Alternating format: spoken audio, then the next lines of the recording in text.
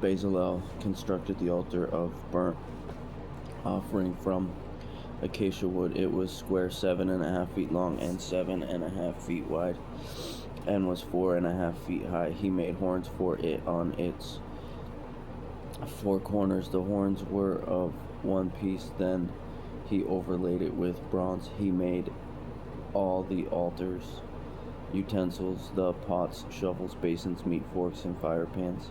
He made all its utensils of bronze. He constructed for the altar a grate of bronze mesh under its ledge, halfway up from the bottom. At the 4 corners of the bronze grate he cast 4 rings as holders for the poles. He also made the poles of acacia wood and overlaid them with bronze. Then he inserted the poles into the rings on the sides of the altar in order to carry it with them.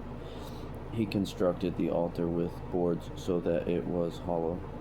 He made the bronze basin and its stand from the bronze mirrors of the women who served at the entrance to the tent of meeting. Then he made the courtyard. The hangings on the south side of the courtyard were of finely spun linen, 150 feet in length, including their 20 posts and 20 bronze bases. The hooks and bands of the posts were silver. The hangings on the north side were also 150 feet in length, including their 20 posts and 20 bronze bases. The hooks and bands of the posts were silver. The hangings on the west side were 75 feet in length, including their 10 posts and 10 bases. The hooks and bands of the posts were silver. The hangings on the east toward the sunrise were also 75 feet in length. The hangings on one side of the gate were 22.5 feet, including their posts and 3 bases. It was the same for the other side. The hangings were 22.5 feet, including their 3 posts and 3 bases on both sides of the courtyard gate.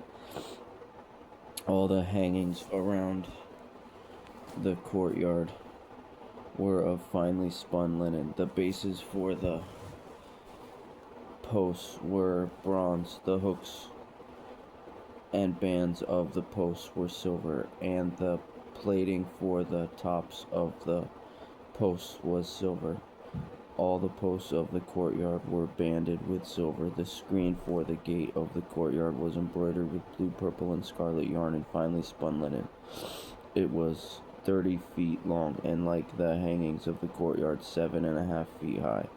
It had 4 posts, including their 4 bronze bases. Their hooks were silver, and the bands, as well as the plating of their tops, were silver. All the tent pegs for the tabernacle and for the surrounding courtyard were bronze. This is the inventory for the tabernacle of the testimony that was recorded at Moses' command. It was the work of the Levites under the direction of Ithamar, son of Aaron the priest. Bezalel, son of Uri, son of Hur of the tribe of Judah, made everything that the Lord commanded Moses. With him was Aholiab, son of Ahisamach of the tribe of Dan, a gem cutter, a designer, and an embroiderer with blue, purple, and scarlet yarn and fine linen. All the gold of the presentation offering that was used for the project in all the work on the sanctuary was 2,193 pounds according to the sanctuary shekel.